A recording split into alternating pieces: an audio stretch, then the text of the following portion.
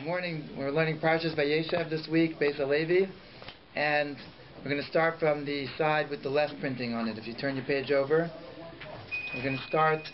There's actually two separate pieces that I want to study with you today. We'll see how much of it we get done. But once we get into the second one, you'll see the connection between them. And both have to do with the Yud Beis Shvatim. But the first discussion is actually later on in the parsha. We're going towards the end of the parsha. And Yaakov Avinu, after Yosef is taken, is in great tsar. For 22 years, Yaakov Avinu was in a state of distress and mourning for his son, who was taken from him. And this we're going to speak about now, according to the Medrash. And the Beis Halevi is going to bring out a beautiful point about Yaakov Avinu's integrity. So again, on the page with the left printing. Okay, start from the top. I start in the middle of a piece, but it's in the beginning of a thought here, and you'll see. The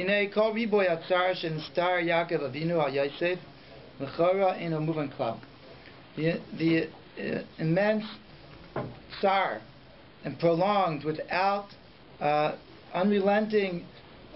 He was always being misabel and always feeling this pain and living in it. We don't understand what's the understanding in this. Why did Yaakov Avinu not want to let go? I'm the Medrash. Look at the Medrash Rabbi to Matruna Achas. So this woman is a Gentile woman. Matruna, it's like a Matruna means like a mistress of yes, matron. Okay. So she asked this question that we were just posing, and she put it in a different way. She must have been knowledgeable in the Torah. So Shala Alzeh, she asked about this. To be Yehuda Ksiv, by Yehuda, the son of Yaakov Avinu, it says about him, Vayisnachem, that he took comfort after he lost. Yehuda, his wife was Nifteres, and he took comfort. V'zeh aviyam shakulam ksiv bay. Not only his wife was Nifteres, his two of his children, his two oldest children, were also Nifter. And Yehuda, it says about him that he had a nechama. But by Yaakov, Zeh means Yaakov Avinu, this one, Aviyam Shakulam. He's the father of all the Shvatim. He should even be on a higher level than Yehuda. And nevertheless, Ksiv by Yimayin Lisnachim. He refused to have a nechama, to have any change of heart, and any to get past his avelus. So what is the pshat? That was the question. Why was Yaakov Avinu not having any nechama, whereas we find by Yehuda that he did? Rak Igr Tzarai Haya Ashachasal Minyan Yubei Shvatim. Beis Halevi gives us a perspective. It's going to take a while till this develops. It takes a few lines here, but he says that the tsar of Yaakov Avinu was that his goal was to produce Klal Yisrael, and Klal Yisrael was known to them was going to come through 12 tribes, and now one of them was missing.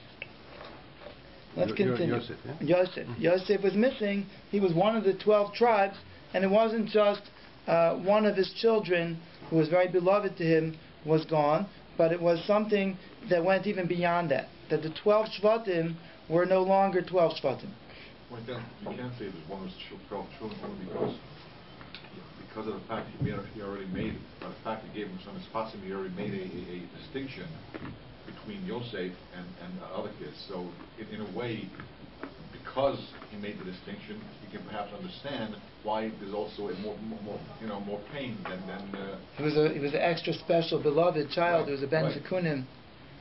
Definitely. There definitely was an emotional attachment that Yaakov had to Yosef, and was giving over his legacy to him. Yeah, right, the son of Rachel Imenu. But we're going to see this in the bigger picture now, not just in the loss of Yosef, but what you're saying actually will even add to the end message that we'll see here in the Beis Halevi, in as much as you stake we'll see. Okay, so it says here, V'zel l'shoina medrash, Parshas Vayetze. And now the second medrash she's bringing. Nato Yaakov Yud Beis Avonim. This goes back to Parshas Vayetze when Yaakov Avinu slept by Har HaMoriah and he took the 12 stones to put around his head. So the medrash comments on the taking of the 12 stones. Amar, Yaakov said to himself, Gazer HaKadosh Baruch Hu Shumai Med Yud Beis Shvatim. Hashem made a gezerah that's known to them through Ruach HaKodesh. Somehow they knew Hashem decreed there's going to be 12 tribes. Avram, my grandfather Avram, Lo Yamidan, he didn't produce the 12 tribes. Yitzchak, Lo Yamidan, Yitzchak, my father, he also did not produce the 12 tribes. Ani, I want to do it, and this is a sign that he's making. If these 12 stones will connect to each other and form one, then I know that I'm producing, that I will come from me 12 tribes that will form one Klal Yisrael. Is he saying somehow there's always been a prophecy that the nation right. would take from 12? That's what he's saying. He's saying that it was that Abraham could have had 12 or Yitzhak could have had 12, but they didn't, and now I don't know if it went that far back, but Yaakov knew in advance that he was going to have 12 tribes, and he knew that the Klal Yisrael is going to come from Abraham, Yitzchak, and Yaakov, 3 Avos, and he knew that Abraham and Yitzchak didn't get to have them. But he's making references as though the prophecy existed for them to have before. It. Yeah. It sounds like as if it was a possibility before that Abraham could have done it, and then he didn't merit it. Do we have any tradition of that exists? Not that I know of. Okay. Not that I know of. But Yaakov thought, maybe I also won't merit these 12 tribes that need to come from the Avos. But then he saw that the 12 stones became one, and that was a sign for him that there's going to be Shvatim from him. According to this is why he chose the number 12 and took 12 stones, and there was some symbolism here in him is choosing that as wanting to see this as a fulfillment of a prophecy. Yes. But this makes it even more difficult to understand why he was in such sorrow. In other words, if such a miracle happened to him, which is totally unnatural, okay, then he should have the thought saying, if this happened, then in fact my 12th son, Yosef, is not lost. He should have some consolation. He should have known. As his grandfather did at the Akedah. Right? His grandfather had a prophecy that it was going to be through Yitzchak that the adventure would continue, and now kill him. By the Akedah, was giving up his entire legacy, right? It was promised to him, and he was giving it up. Only through Yitzchak. And then Hashem, at the last second, stopped it from going through. But I think that if you look in the Midrashim, you'll see about Avraham Avinu also, that it was with great pain, with joy, doing the will of Hashem, but also great pain. He was crying in tears, and the message describes it, what Avraham Avinu was going through. Compared to the situation of somebody having to kill their child and someone not knowing where their child is. Right. You definitely can't compare it. So, but we'll see. There's another. Actually, the Beis Halevi himself is going to bring up the Akedah. So it's very interesting where we're headed here. We'll see in a second. But I understand that perhaps the fact that he had a prophecy or had a sign from Shemayim that he's going to have 12 tribes, and then he started off with 12 tribes, still wasn't assuring enough for Yaakov that something could not have gone wrong, maybe something was tampered with here in the destiny of Klal Yisrael in such a way that things were ruined to be what they were meant to be. Okay, let's continue now. The Zehu, and this, of having the 12 tribes, this was Yaakov's goal his entire life. Live nice Beis Yisrael, to build the house of Yisrael, the house of Klal Yisrael. family of the Jewish people. And he was going to Lavan's house with this in mind. He's going to build a family, and he's going to have the tribes. And for 20 years, when he was in the house of Lavan, the turning point and when he decided to leave was when Yosef was born. And then Hashem told him it's time to go. But the integrity of Yaakov and the nisyonos that he had was bringing out the 12 tribes through being somehow in the base of the house of Lavan and being so trustworthy and keeping the Torah in that setting. The kol hatzar shesava me'esav, and all of the pain that he endured from Esav. Hayirakav or sheyizke b'brachos Avraham of Eretz Yisrael of the Karbanos. This was all because he wanted the legacy of Klal Yisrael. He wanted to get the Bereshis of Avraham and the land of Eretz Yisrael and the Karbanos, which were given to the Bechor to bring. V'akol talui b'minyan hazeh. And now Yaakov felt that everything was dependent on this number, 12 Shvatim. Okay? Hopefully we'll get to the next part of the Beis Levi and we'll see another medrash about the number of 12. And now, Kisharosh Nitav Yosef, so now that he saw that Yosef was torn up and he was gone, and the minyan, the number of the Shvatim, was missing. So now he looked at this like a failure of his entire life's work. And therefore, for these entire 22 years, until he found out that Yosef was back, he was being misabel. And therefore he said, I'll go down for my son, to meet my son as an avel, as a mourner, to the grave. Because through this story, everything that he had toiled for was messed up, was niskalkel, had gone wrong. So we'll pause here for a second. The Beis Levi is telling us is that the Yaakov saw that his life's work and his legacy and everything that he thought that he had in his hands, now had just slipped away. And now it seemed like he wasn't going to have this Klal Yisrael, which depended on the number 12 that now no longer was to him. So there. Okay, we could ask questions, we could ask more questions, but to the terrible pain that Yaakov suffered was something that he felt like he couldn't do now. He couldn't rebuild, and that actually takes us to the second half of this piece. Why couldn't he rebuild? Right? He had 2 wives. He was still married. He had wives. Yeah. Okay. So he could have had more children. Could have had more children? He didn't have Binyamin. He had Binyamin already? Yeah. At this point, he had Binyamin already. Yes. But he still could have more children. And he had grandchildren too. And he had part a lot of the of grandchildren question at this time. He had a lot of grandchildren, but somehow he knew that the 12 tribes was necessary in Klal Yisrael, and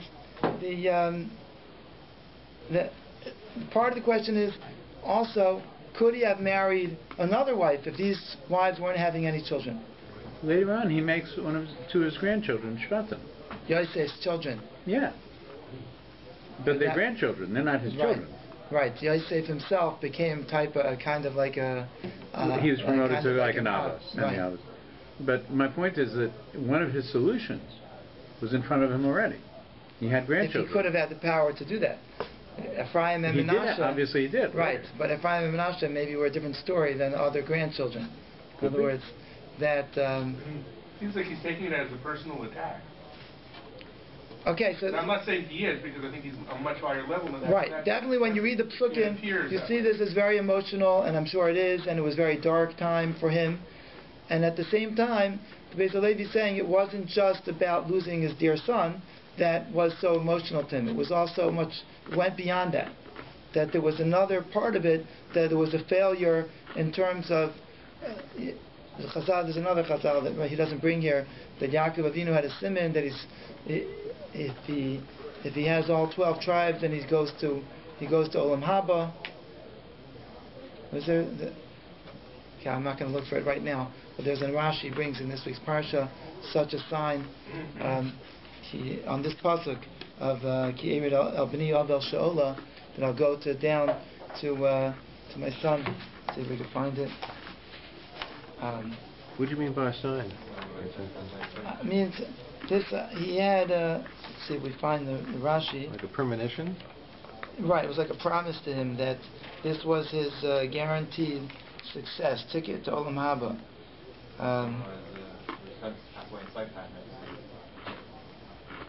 Here, pasuk Lamed Vayakumu kol banav v'chobenaysav u'nachmai vayimayin lisnachem. He refused to have comfort. Vayomer ki ered el b'ni avel she'ola. I'll go down to my son to the grave mourning. Vayev k'oisei aviv, and his father mourned him.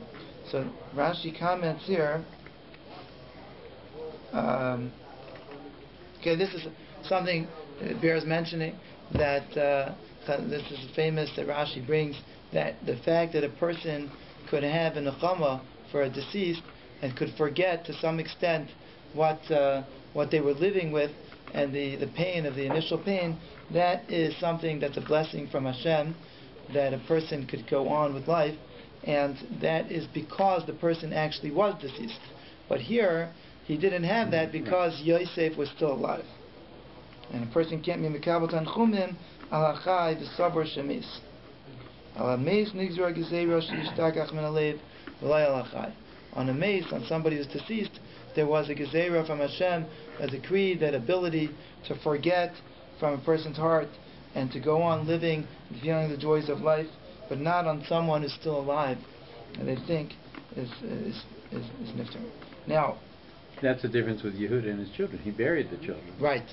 According to this would answer the question of the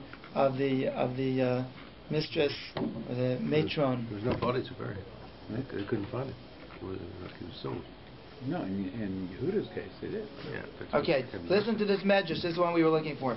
Umidrashai, this is the pasuk Avel She'ola. Rashi says, Umidrashai Gehenim, that he's saying that he's going to go to Gehenim. Simin ze haya masor biyadi mipi gvura.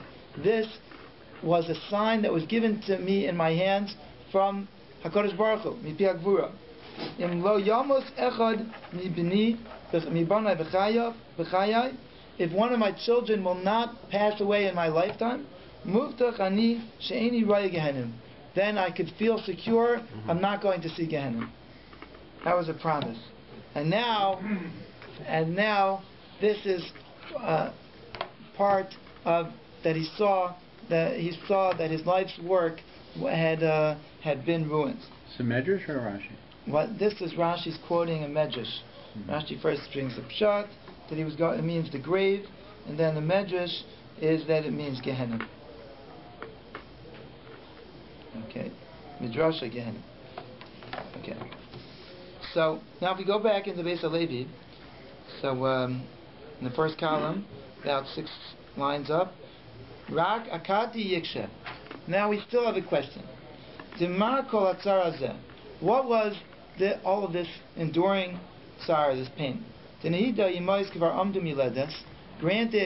that the wives that he had, the imahos, already had stopped bearing children, and they could not bear another son. Why didn't he take another wife?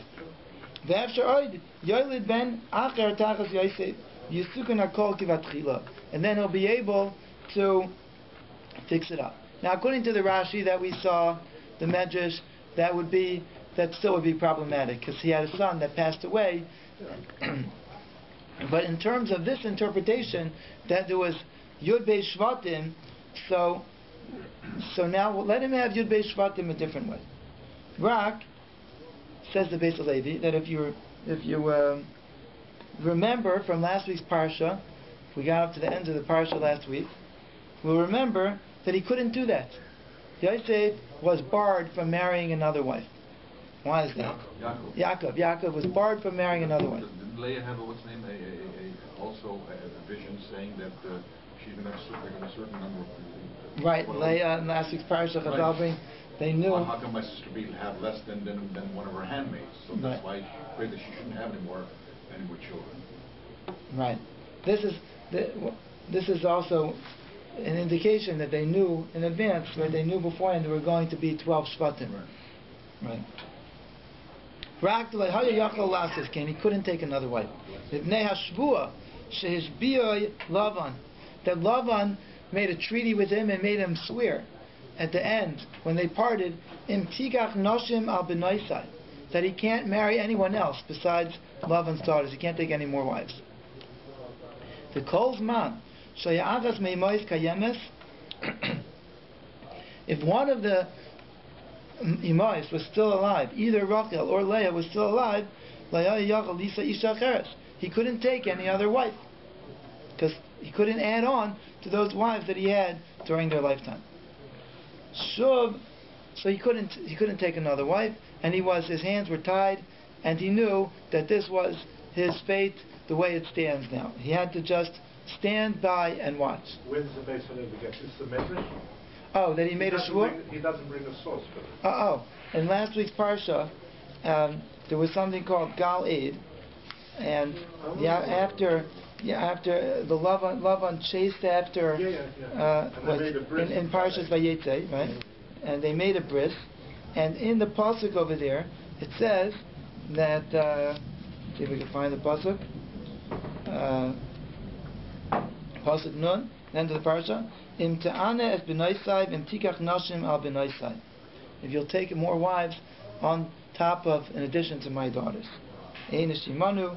So ve'el kim eid beini veinecha, and he agreed. So he couldn't take more wives now at this point. Now the Beis Levi brings another medrash. Shov matzati b'yalkut parshazu v'zel l'shayna. Amar Yaakov. Hare nifritza bris hashvatim. Okay, this is backing up. This is the pshat that the Beis Levi was saying. The bris of the shvatim, meaning having the future of Klal Yisrael and being together, being united, 12 shvatim all in one, has been broken. There's only 11.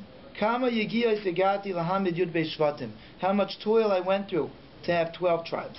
Yud beis mazalais, and the 12 tribes are keneged, they are opposite the 12 mazalais. Yud beis shais bayoim, 12 days. Mazalais are how do you translate mazalais? The constellations.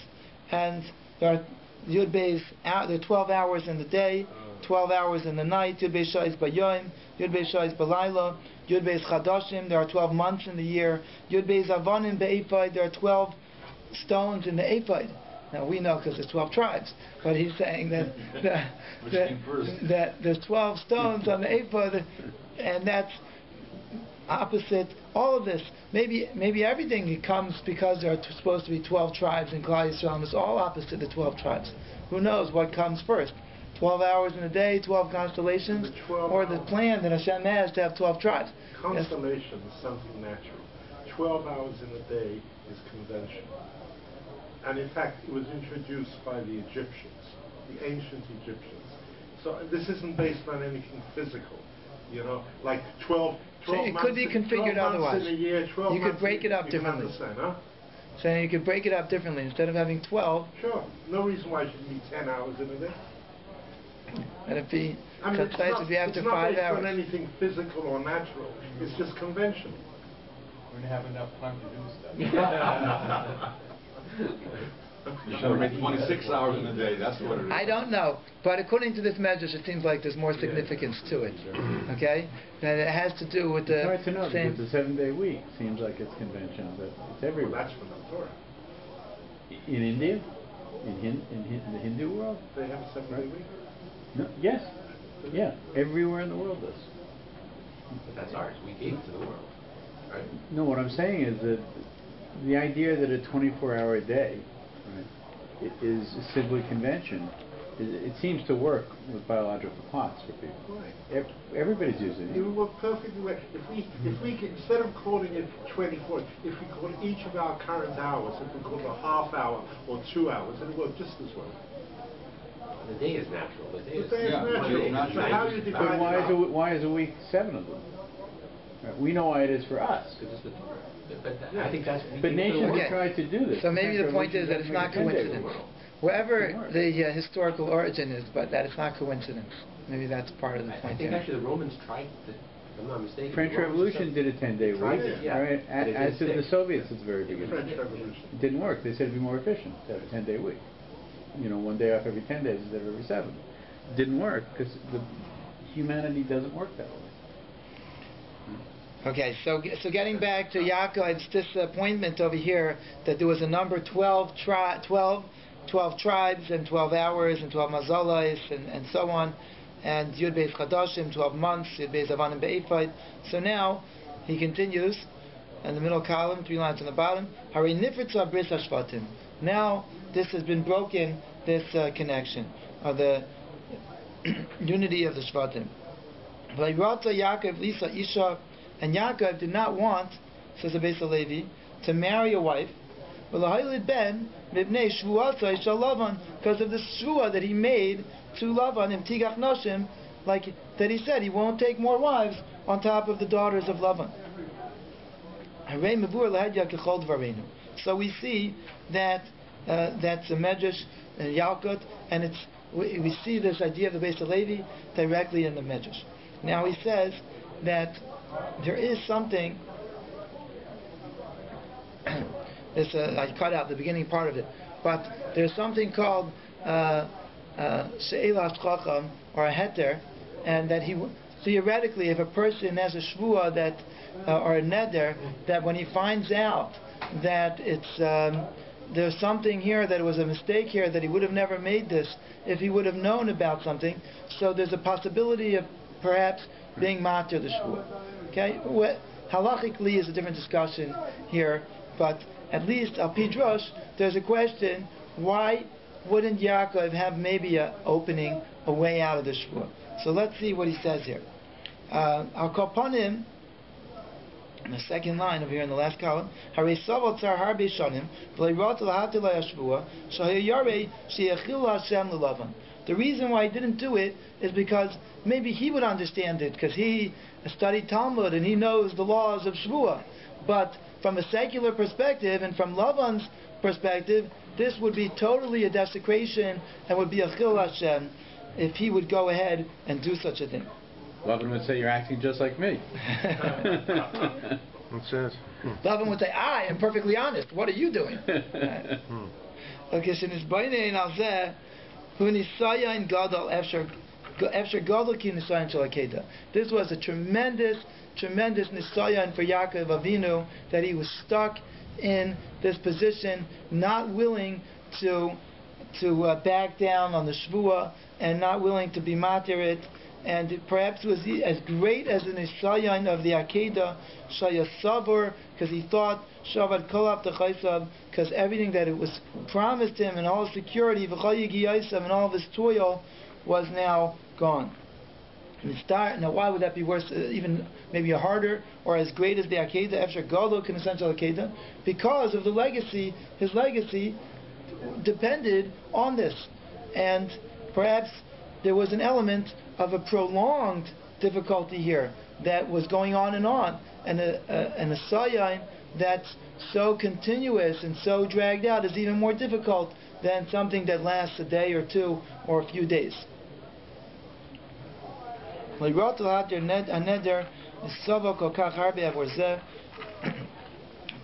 and then he references the medrash that he started off earlier with, that we didn't see, that Chazal bring in that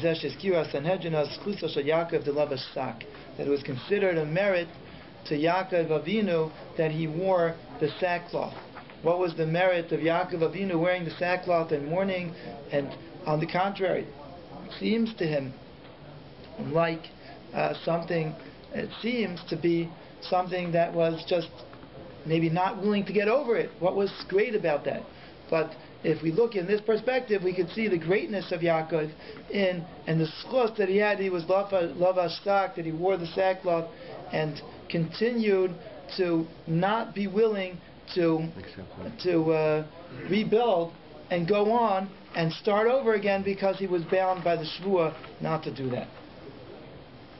Now, ultimately, Baruch Hashem, Yosef was still alive, and he merited to see his son back alive again. And maybe I'll just mention a thought that a quick thought from I heard B'Shem the Maral, that the Maral asks that why was it, this was Yaakov's destiny, and HaKadosh Baruch Hu put this all into place, that Yaakov should be suffering for 22 years that he was away from his parents, and then his son was away from him. But what was accomplished, so to speak, by this tsar of Yaakov Avinu, that he suffered for 22 years? What did anything good come out of this tsar that Yaakov Avinu was feeling for these 22 years? And the Maral says, what I remember from a number of years ago, is that Yaakov Avinu was connected to Yosef HaTzadik in a very strong way during this entire time. And Yosef went through many challenges, and in a foreign society, in a culture, and in a different environment that he was brought up in, and a corrupt environment. It was a lot of tumah there. So what kept Yosef going? Chazal bring in one point that he actually saw the image of his father, and it was this connection to his father that kept him going. So says the Maral, that connection wasn't just because Yosef never forgot about Yaakov and what Yaakov had taught him and his memories of Yaakov. It was because Yaakov was living with the feelings, with the connection of Yosef, never forgetting about him for a moment. And that was something on high, a connection that they had, that the neshamas were connected, that he was holding on to him. Even unbeknownst to him, that this feeling that he wouldn't forget about Yosef was holding on to Yosef. And a parent never knows what a kid could be going through, and the parent davening for the child or holding on to the child and not willing to give up on them. That's something that you never know what that could do for them. Now, I don't know if we'll have a chance to read extensively inside on the next page, on the next side of the page. But an idea here, we will read part of it, is, again, it seems like unconnected, but you'll see this theme as well. And that is that Reuven, there was a Maisa with Reuven, that Reuven was heavily chastised for this, that after Rachel Imenu was Nifteres, Yaakov took his bed, and he put his bed by the maidservant of Rachel Imenu, and I think it was Bilhah. I get confused. And then Reuven came, and Reuven switched the beds. And it was an assault to his mother. It was an insult that his mother was the older sister of Rachel, and now Yaakov Avinu isn't making her the main wife. Okay, in light of what we saw until now, maybe we could even add on. The Beis Levi doesn't mention this, but it could be that Reuven held that this was would be going against the shvuah of Yaakov Avinu to his father, that the two daughters, Rachel and Leah, were supposed to be the main wives, and how could you go ahead and make somebody else, one of the maidservants now, the main wife? This was while Leah was alive. While Leah was still alive. At any rate, Reuven, was this considered a sin on Reuven's part? And later on, in more than one instance, we find allusions to this sin. Okay? One place that we find is in this week's parsha, that when the brothers had thrown Yosef into the pit and into the bor, and Reuven was away, and Reuven comes back, and after he comes back, he finds that Yosef is gone. And let's see if we could find this. Reuben suggested they put him in the pit. Okay, so, and now Reuven comes back and he sees that he's not in the pit and he's gone, and he's suffering very much. Says in the pasuk, Reuven said, "Al tishbechu dam, do not spill blood. Hashlichu asel bar, throw him into the bar. Hazet sherba midbar. V'yad al tishbechu, don't lay your hand on him." Why? The Torah tells us, this isn't what Reuven said, but the Torah tells us that his intention was to save his brother. Okay, so now, later on, they sold him, and it says that Reuven came back. Several psukim later, Reuven was gone, and Vayeshev Reuven al bar comes back, and Yosef babar. Yosef's gone. Vayikras begadav, he rented his garments, and Vayeshev al echa vayomer, he went to his brothers and he said, Hayelad einenu, the lad is not here. Vani ananiva, where am I going to? How am I going to? Where am I going to hide, so to speak? How am I going to deal with this? So, Reuven. Where was Reuven that he wasn't here? And they came back. So the Medrash tells us that Reuven was doing tshuva for his sin for switching the beds around. That's where Reuven was. Okay? There's a Rashi here. Just look at the beginning of the paragraph here. You turn the page over. Vayeshev Reuven al bar b'nei Yosef bar vayomer hayeled einenu. Right? V'ani ananiba. Isa b'medrash. Says in the Medrash, Bereshis Rabbi. Vayeshev Reuven al bar ve'echan haya. Where was Reuven? Rabbi Lezer Aimer. Also haya b'saka v'tanisai. He was involved in his sackcloth and his fasting, which were methods of tshuva. Okay? Of regret for what he had done wrong. Amalei HaKadosh Baruch Hu. So HaKadosh Baruch Hu said to him, "Me'olam leichata adam lefanai va'asa tshuva." No one ever sinned before me and did tshuva. Okay, so va'ata pasachta b'tshuva tchila, and you initiated the tshuva first. You're going to have an offspring that's going to come from you and will also be Pesach, will open up in tshuva. And who is that? Tchila will initiate the tshuva. Zeh Hosheya. Shamar Shuva Yisrael Ad Hashem Elikecha. Now, it brings from Rashi that Rashi also says that he was doing this. Chenkas of Rashi also got Yivasaka v'Tanisai al Shabilbel Yitzue Aviv, for switching around the beds of his father. Okay, so the questions are here: why is this connected to the story of throwing Yosef in the bar? What's the proximity of the connection that Reuven throws him in the bar? One of the things that Beis Levi points out is that the Medrash is darshaning the word Vayeshev. Vayeshev Reuven al bar. Vayeshev the lesson of tshuva. So that it was doing tshuva, and then he came back to the bar. So, it's in parentheses here on the top of the second column, Vayeshev, the Darsha of Medrash doesn't tshuva. But, so anyway, why is there a remes here?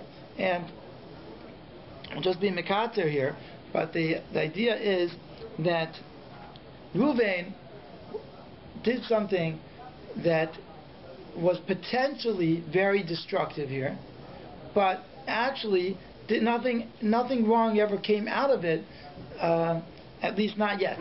And that is that he tampered with his father's bed. And if he would have not tampered with it, and he wouldn't have switched it, maybe there would be more children that could have been born. And if that would be so, then if Yosef would die, there would still be 12 Shvatim. But if Yosef wouldn't die, so then the fact is that there was 12 Shvatim. And if there was 12 Shvatim, so then nothing ever went wrong through him switching the beds. And on the contrary, he was what Reuven was doing was something that, from his perspective, was something very justified. He was protecting the honor of his mother. It was a kibbud aim over here. And even when Yaakov Avinu gave him muster later, he didn't even speak to him about the actual deed that he did. What he was said is that he said, Pachas kamayim al taisar. You were hasty. You didn't think this through properly. You rushed into it like water rushing. If you would have thought through it better, then maybe you would have come to a different conclusion. But definitely from Reuven's perspective, what he was doing was something that was correct. But what that could have come out of this could have been very detrimental to Klal Yisrael if Yosef would have been lost. So when Reuven sees that Yosef is gone from the bar, and now they won't have the 12 Shvatim, and there's missing from the number, and there's no replacement, this is devastating to Reuven of what he could have accomplished. Now, especially being the firstborn, especially, huh? Even more so. He was the firstborn. Yeah. Yes, he was the firstborn, and he was responsible for switching the bed. So the Beis Halevi says that could be that he would have had more children, and then there would have been a replacement for these 12. And so this, I mean, is the connection that we had to the first piece, that it was very important that there would be 12 tribes. They knew this already. There would be 12 tribes. That's why Leah was mispala when she had Dinah inside of her stomach, that she should have a boy, because she didn't want to take away from Rachel of being able to have two children. She should not have a seventh boy. She wanted to have Dinah instead of have a girl, instead of having a boy, that she shouldn't take away from her sister, at least being able to have two of the tribes. It speaks about in Maseches Brachos. So the idea is that they knew there was 12 mazolas, and there was the whole situation was depended on this. So the greatness of Reuven here was that Reuven, even before anything ever came about, that the sin never actually became a sin, he was already doing tshuva. But now this became much worse, because it seemed like it actually came to fruition that the 12 Shvatim would be lost, and that was Reuven. So the lesson that we learn from this aspect is, and what the Medrash ultimately of Vayeshev is that Shuv Yisrael Hashem Elokecha, that not only when something actually the results are immediate, but even when a person has to do tshuva for what he does, that will result in something that will be detrimental and harmful in the end. And that's what Reuven introduced here, that even though the sin didn't come to fruition yet, he was already doing tshuva for doing something that could have brought about something very detrimental in the end. Okay, Ashikach. Sure. Okay.